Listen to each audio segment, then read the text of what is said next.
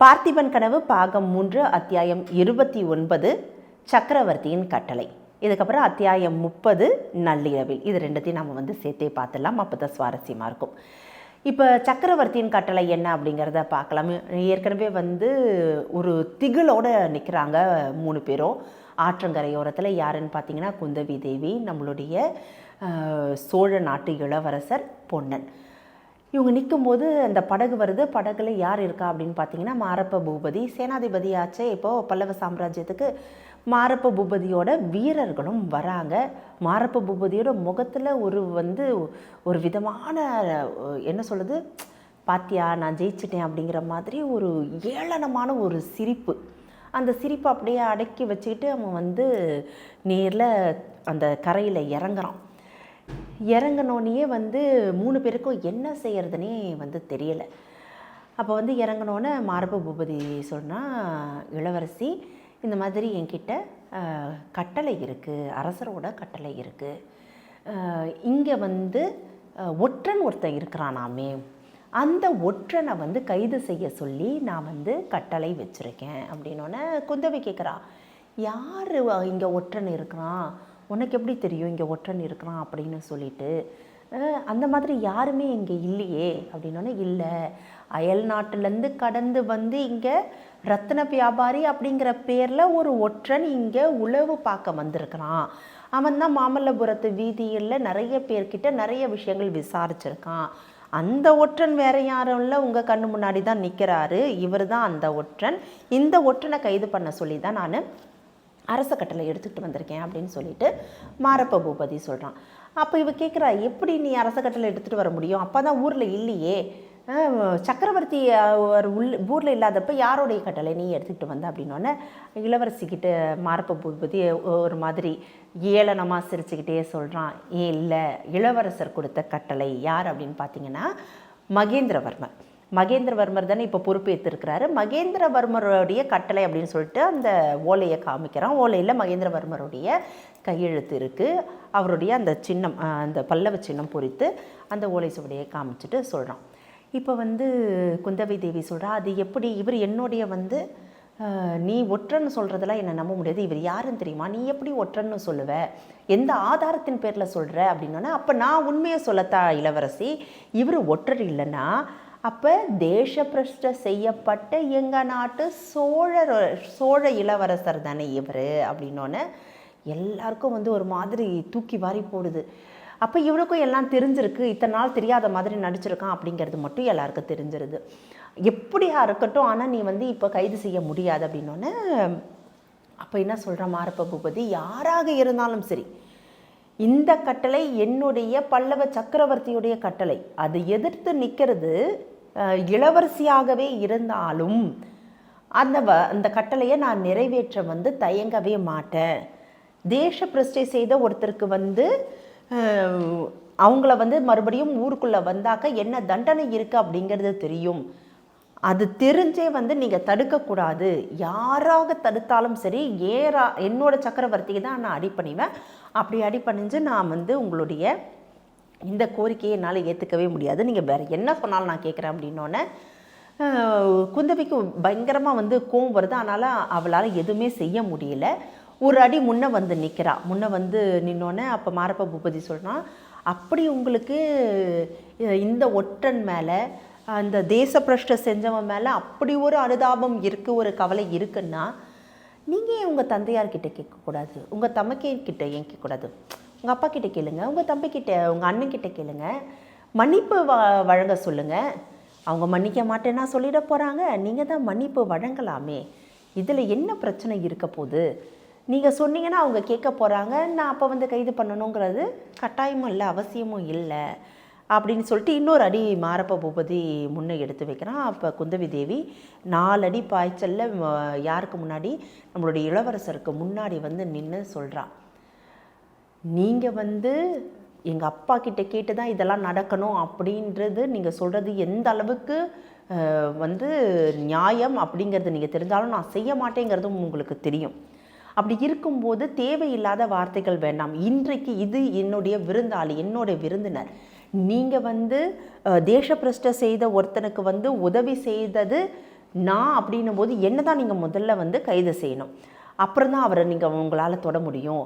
நீங்கள் என்ன மீறி அவரை வந்து கைது செய்ய முடியாதுன்ட்டு வேகமாக ஓடி வந்து முன்னாடி நின்றுறா இளவரசருக்கு முன்னாடி. இப்போ மாரப்ப பூபதி இன்னும் பயங்கர ஏளனமாக அவளை பார்த்து சிரிச்சுட்டு சொல்கிறான், பரவாயில்லையே, சோழ நாட்டை காப்பாற்ற போகிற வீர சிங்கம் ஒரு பெண்ணோட முந்தானைக்கு பின்னாடி ஒளிஞ்சிட்டு இருக்கிறத பார்க்கும்போது எங்கள் நாட்டோட வீரம் எப்படி இருக்குங்கிறது தெரியுதா அப்படின்னு சொல்லிட்டு பயங்கரமாக சிரிக்கிறாங்க. இதை கேட்டோன்னே ரொம்பவே கோவம் வந்துடுது நம்மளுடைய இளவரசருக்கு. இதுக்கப்புறம் பொறுத்துக்க முடியாமல், உனக்கு என்னை கைது செய்யணும், ஏன் சித்தப்பா இவ்வளோ கேவலமாக பேசுகிறீங்க, இப்போ என்னை கைது செய்யணும், நான் உங்கள் கூட வரணும், அவ்வளோதானே, நான் வர தயாராக இருக்கேன், நான் சித்தமாக இருக்கேன், வாங்க போகலாம் அப்படின்னு சொல்லிட்டு கூப்பிட்றான். இப்போ மாரப்ப பூபதி எதுக்கு யோசித்தான், 2 பேரையும் கஷ்டப்படுத்தணும் அப்படின்றத யோசித்தான். அந்த கஷ்டம் 2 பேரோட முகத்துலேயும் அப்பட்டமாக தெரியுது. அதை வந்து ரசிச்சுக்கிட்டே படகுல ஏற்றிக்கிட்டு புறப்படுறதுக்கு முன்னாடி, பொண்ணா படகோட்டி வா, நீயும் தான் வா, ஒற்றனுக்கு உதவி செஞ்சது நீயும் தானே வா அப்படின்னோடனே குந்தவி காட்டமாக இப்போ சொல்கிறான், நீ பொண்ணனை கைது செய்யவே முடியாது. நீ வந்து ஏன் பொண்ணனை கைது செய்ய முடியாதுன்னா, அவன் என்னோட படகோட்டி, எனக்காக தான் அவன் இங்கே வந்திருக்கான். உனக்கு தெரியுமா ஒற்றனை அவன் காப்பாற்றினானா இல்லையாங்கிறது உனக்கு தெரியுமா? தெரியாது இல்லையா? அவனை நான் அனுப்ப முடியாது அப்படின்னு காட்டமான ஒரு குரலில் சொல்லும்போது ஒரு மாதிரி நடுங்கி போகிறான் மாரப்ப பூபதி. இதை வந்து எதிர்பார்க்கவே இல்லை குந்தவி செய்வா அப்படின்னு சொல்லிட்டு, இதை வந்து எதிர்பார்க்கவே இல்லை. அதனால் ஒரு மாதிரி நடுங்கி போயிடுறான். அதோட வந்து படகுகள் எல்லாம் புறப்பட்டுடுது. இப்போ வந்து குந்தவி சொல்கிறா, உனக்கும் எனக்கும் நிறைய வேலை இருக்குது பொண்ணா, நான் சொல்கிறத உடனடியாக செய். நீ இப்போ வேகமாக வந்து ஒரு படகு எடுத்துக்கிட்டு நேராக போ, வள்ளியை அழைச்சிட்டு வந்து இந்த இடத்துல விட்டுட்டு நான் சொல்கிற வேலையை செய் அப்படின்னு சொல்கிறான். குந்தவி சொன்னோன்னே இப்போ வந்து அடுத்த அத்தியாயம் நள்ளிரவில் ஆரம்பிக்குது. கடகடன்ட்டு படகை எடுத்துக்கிட்டு குந்தவி வந்து ஒரு படகை ஏற்பாடு பண்ணுறா. படகை எடுத்துக்கிட்டு கிளம்பி போகிறான். வரும்போது ஒரு விதமான கலக்கம் இருந்தது. வந்ததுக்கப்புறம் பொன்னனுக்கு ஒரு சந்தோஷம் இருக்குது. ஆனால் அதே ஆற்றில் இப்போ மறுபடியும் போகும்போது பொன்னன் வந்து ரொம்ப கவலையோடு போகிறான். எந்த அளவுக்கு இந்த நாட்டோட இளவரசர் அவர், இந்த விக்ரமனுக்கு இந்த மாதிரி ஒரு நிலைமை ஏற்படணுமா? பஞ்சமெத்தையில் படுத்து தூங்குறவர் இன்றைக்கி வந்து ஒரு கைதியாக சிறைச்சாலையில் படுத்து தூங்குவாரே அப்படின்னு நினைக்கும் போதே அவனுக்கு உடம்பெல்லாம் வந்துச்சே, எப்படி இப்படி ஒரு சந்தர்ப்பத்தில் நம்ம விட்டுட்டோம் அவரை, ஏதாவது செய்தே ஆகணும், எப்படியாவது வந்து நம்ம அவரை காப்பாற்றி ஆகணும் போது தான் இவனுக்கு யோசனை வருது. பௌர்ணமி திங்கள் அன்று சிவனடியாரோ நம்மளுடைய சிற்பக்கூடத்துக்கு அழைச்சிட்டு வர சொன்னது வந்து ஞாபகத்து வருது. இப்போ அவரை நம்புறதா வேண்டாமா? அவர் ஒற்றன்றது நம்மளுக்கு தெரிஞ்சு போச்சு. ஆனால் வந்து ஏதோ ஒரு காரியத்துக்காக தான் அவர் மாறு வேஷம் போட்டுக்கிட்டு ஊர் பூரா சுற்றிக்கிட்டு இருக்கிறாரு அப்படிங்கிறதும் நம்மளுக்கு தெரிஞ்சிருச்சு. அப்போ இப்போ அவரை நம்புறதா இல்லை அப்படின்னா குந்தவி தேவி நம்ம படகுல ஏறுறதுக்கு முன்னாடி சொன்ன வார்த்தைகளை நம்புறதா? அப்படி என்ன குந்தவி தேவி சொன்னாங்க அப்படின்னு பார்த்தீங்கன்னா, அவங்க ஒரு திட்டம் போடுறாங்க. அது என்ன அப்படின்னா, இப்போ வந்து அப்பா கிட்ட சொல்லி வந்து காப்பாற்றுறது அப்படிங்கிறது இழுக்கு ஒரு சோழ நாட்டு இளவரசருக்கு. அதனால் நாம் செய்ய வேண்டிய முதல் காரியம் என்ன அப்படின்னா, ஒவ்வொரு அமாவாசை தினமும் ஒவ்வொரு அமாவாசைக்கும் வந்து படகு எந்த செண்பகத்தீவுலேருந்து வரக்கூடிய படகு மாமல்லபுரத்தில் நிற்கும் துறைமுகத்தில். அப்படி வர படகுல நம்ம எப்படியாவது விக்ரமனை வந்து தப்பு வச்சுட்டோம் அப்படின்னா, அவர் செண்பகத்தீவு போயிட்டு வர, செண்பகத்தீவில் அவர் ராஜாவாக இருப்பார், நம்மளுக்கு எந்த பிரச்சனையுமே இருக்காது. அதுக்கப்புறம் அவர் என்ன பண்ணுறாரோ அது அவருடைய விருப்பம் அப்படின்ட்டு பொண்ணுக்கிட்ட சொல்கிறான். அப்போ பொண்ணை கேட்குறான், உங்களுக்கு எப்படி தேவி இதெல்லாம் தெரியும் அப்படின்னு சொன்னோன்னே, 3 நாள் காய்ச்சலில் உங்களுடைய விக்ரமராஜாவை நான் பார்த்துக்கிட்டேன் இல்லையா, அப்போ அவர் அறியாமல் அவருடைய எல்லா எண்ணங்கள்லேயும் வந்து அவர் பேசிக்கிட்டே இருந்தார். அவருக்கு தெரியல, அந்த ஜுரத்துடைய வேகத்தில் அவர் பேசிக்கிட்டு இருந்தார். அதுலேருந்து நான் தெரிஞ்சுக்கிட்டது ஒன்று தான், ஒரு அமாவாசை அன்னைக்கும் மாமல்லபுரத்துடைய துறைமுகத்துக்கு செண்பகத்தீவுலேருந்து கப்பல் வரும். இவர் வரலைன்னா அந்த அமாவாசை போயிடும், அடுத்த அமாவாசைக்கு வரும். இதுதான் இவங்களுடைய திட்டம். இதுபடி தான் வந்து செண்பகத்தீவுலேருந்து வீரர்கள் இங்கே வந்துக்கிட்டு இருக்காங்க.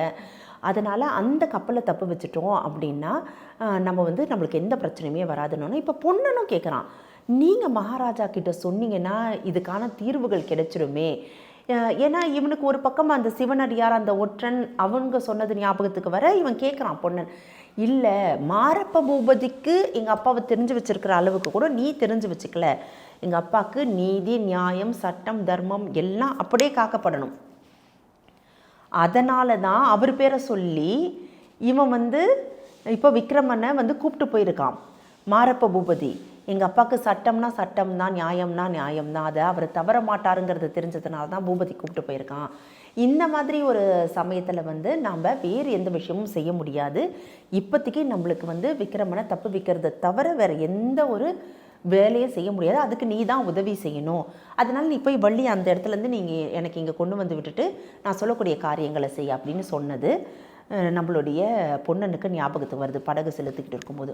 இப்போ வந்து பொன்னனுக்கு இருக்கக்கூடிய ஒரே நம்பிக்கை அப்படி என்னென்னா, சிவனடியாருக்கு வேறு ஏதாவது காரணங்கள் இருக்கலாம். அவர் வந்து மாறு வேஷத்தில் சுற்றுறதுக்கும், இல்லைன்னா வந்து அவர் பார்த்திப மகாராஜாவுக்கு செய்து கொடுத்த சத்தியத்துக்கும் அப்படின்னு சொல்லிட்டு வேறு என்ன விதமான காரணங்கள் வேணா இருக்கலாம். ஆனால் குந்தவி தேவிக்கு இருக்கிறது ஒரே ஒரு விஷயம்தான். அது என்னென்னா, அவளுடைய உண்மையான பரிசுத்தமான அன்பு விக்ரமன் மேலே வச்சிருக்கிறது.